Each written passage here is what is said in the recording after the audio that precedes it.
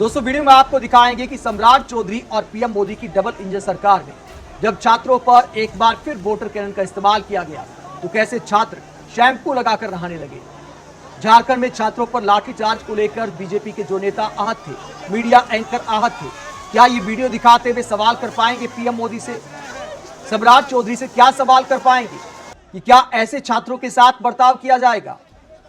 एक के बाद एक राज्य में चाहे किसी की भी सरकार क्यों न हो, छात्रों को ऐसे ही हालातों का सामना करना पड़ता है। पहले झारखंड में ऐसा हुआ, अब बिहार में ऐसा हो रहा है। सीएम सम्राट चौधरी के घर का घेराव करने जा रहे थे, मार्च करने जा रहे थे छात्र। उसके बाद कैसे पुलिस बल का प्रयोग होता है, जरा देखिए। अपनी मांगों को लेकर जब छात्र सीएम आवास की तरफ बढ़ने लगते हैं तो सुरक्षा बल उन पर लाठीचार्ज कर देते हैं। सीन आप देख सकते हैं, कई छात्रों को, छात्राओं को चोट आती है। दूसरे छात्र उन्हें संभालने की कोशिश करते हैं। उसके बाद वोटर कैनन का इस्तेमाल आप देख सकते हैं, पानी की बौछारों का, वोटर कैनन का कैसे इस्तेमाल किया जा रहा है। छात्र तिरंगा हाथ में लेकर इसका सामना कर रहे हैं।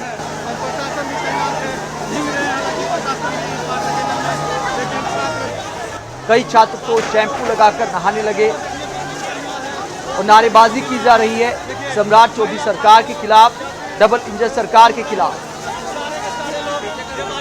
छात्र पोस्टर लेकर हाथों में आए हैं, अपनी मांगे रखने की कोशिश कर रहे हैं।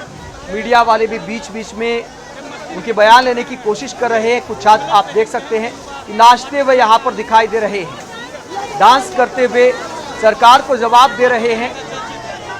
वोटर कैनन के सामने डांस करते हुए सरकार को मैसेज दे रहे हैं, ऐसे बल प्रयोग से हम डरने वाले नहीं हैं।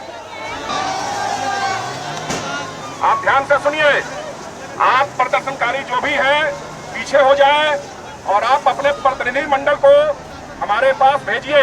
यहाँ पर वरीय पदाधिकारी आपका इंतजार कर रहे हैं। आपकी जो मांगे हैं, आपके प्रतिनिधि मंडल अपनी मांगों को रखेंगे। आप लोग पीछे हो जाएं, शांतिपूर्ण ढंग से पीछे हो जाएं, अपने प्रतिनिधि मंडल को आगे भेजिए। देखिए, हम लोग यहाँ पर शांतिपूर्ण तरीके से आंदोलन कर रहे थे और इस तरह से छात्रों की आवाज को वाटर कैनन चलाया जा रहा है, लाठीचार्ज किया जा रहा है। तो छात्र फेर की मांग कर रहे हैं, छात्रों को न्याय चाहिए, छात्र की एकता है और हम लोग परीक्षा में सुधार की मांग कर रहे हैं। सुधार करना चाहिए बिहार सरकार।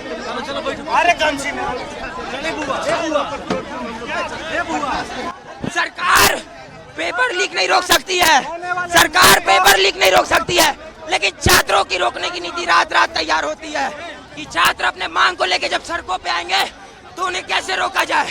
सरकार जो नीति चला रही है बिहार में, ये दोगला नीति है। प्रशासन कायरता पे आ चुकी है। जब तुम्हारे हमें जाने नहीं दिया जा रहा वहाँ पे मिलने के लिए, उनकी हालत बहुत गंभीर है, जानवी की हालत गंभीर है, मुझे जाने नहीं दिया जा रहा है, मुझे अरेस्ट किया जा रहा है। आप लोगों को नहीं दे रहे हैं। क्या तरीका है लाठी से धक्का देने का? बिहार दरोगा, Bihar police, Bihar SSC, BPSC, Bihar के हर एग्जाम में पारदर्शिता हो। टीआरई 4 का सीडीपी जो लागू हो रहा है वो नहीं लागू हो। बिहार दरोगा, बिहार पुलिस में आंसर की कटअप हो में कार्बन कॉपी क्वेश्चन बुकलेट जारी हो। बिहार एसएससी का एग्जाम जल्द से जल्द करवाया जाए, संविदा वाला वेटेज हटाया जाए। कल बातचीत हुई है छात्र प्रतिनिधियों की, लेकिन जो मांग छात्र अभी भी ठोस रूप से कर रहे हैं कि 70वीं बीपीएससी में कोई पारदर्शिता नहीं है, कोई जवाबदेही नहीं है, कोई नियमितता नहीं है। तो अकाउंटेबिलिटी, रेगुलरिटी और ट्रांसपेरेंसी के वजह से ये 70वीं बीपीएससी रद्द किया जाए, दोबारा लिया जाए और टीआरई 4 में एकल परीक्षा की जाए। पेपर लीक की अगर आप समस्या बताते हैं तो उन भ्रष्ट पदाधिकारियों को निलंबित करिए जो बाजारीकरण कर रहे हैं शिक्षा का और बेच रहे हैं पेपर। ये मांग लेकर हम लोग कई दिनों से धरने पर है, हड़ताल पर है। ये सारी मांगे और हमारा आंदोलन सरकार को पता है, उन्होंने चिन्हित किया है और आयोग के चेयरमैन हमको कहते हैं कि ये तो कुत्ते हैं, सीजीआई हमें कहते हैं कि ये कॉकरोच है। तो आज हम आए हैं सड़कों पर अपनी मांग रखने के लिए। हमारे 3 साथी लगातार भूख हड़ताल पर 2 दिन से बैठे हुए हैं, मनीषा, आदर्श और सोनू, और यही मांग कर रहे हैं सरकार से। तो भूख हड़ताल पे बैठे साथियों को देखकर भी अगर ये सरकार असंवेदनशील रहती है तो फिर हमारे पास आंदोलन के कई तरीके हैं, जिनमें मार्च और घेराव एक तरीका है। इसको लोकतांत्रिक और शांतिपूर्ण ढंग से हम कर रहे हैं। सरकार को छात्र एकता, आंदोलन की एकता के सामने झुकना पड़ेगा। जैसे धर्मेंद्र प्रधान को इस्तीफा देना पड़ा, वैसे ही चेयरमैन आयोग को भी इस्तीफा देना पड़ेगा। ड्रेसर में डीबी के बाद, डॉक्यूमेंट्स वेरिफिकेशन के बाद नियमावली में चेंज कर हम सबन को बाहर कर दिया गया। सरकार से अनुरोध यही करते हैं कि जितना को डीबी हो गया डॉक्यूमेंट्स वेरिफिकेशन सबको ड्रेसर वाले अभ्यर्थी को लिया जाए, अन्यथा उनको स्वास्थ्य मंत्री को इस्तीफा देना होगा। हम सब अनशन पर जाएंगे, नहीं तो फांसी लगा के मर जाएंगे वहीं पर गर्दनीबाग। दीनानाथ चौधरी। तो बिहार के छात्र सीएम सम्राट चौधरी से पीएम मोदी से सवाल करते हैं कि आखिरकार युवाओं की आवाज कब सुनी जाएगी, भर्तियों में पारदर्शिता कब आएगी, मन मुताबिक नियम क्यों बनाए जा रहे हैं, इसे लेकर छात्र सवाल कर रहे हैं। बिहार के छात्रों की डिमांड क्या है, दैनिक भास्कर की खबर क्या जानकारी देती है। बिहार के छात्र किस बात को लेकर प्रोटेस्ट कर रहे हैं। BPSC PT mains negative marking हटाने और 100% डोमिसाइल की मांग को लेकर पटना के गर्दनीबाग में छात्रों का प्रोटेस्ट चल रहा था और आज सीएम का घेराव करने निकले थे, क्योंकि कई दिन के आंदोलन के बावजूद, प्रोटेस्ट के बावजूद सरकार कोई सुनवाई करने को तैयार नहीं है। तो छात्रों ने सोचा कि आजकल तभी सुनवाई होती है जब छात्र संसद की तरफ चलते हैं या विधानसभाओं की तरफ चलते हैं या सीएम आवास की तरफ चलते हैं।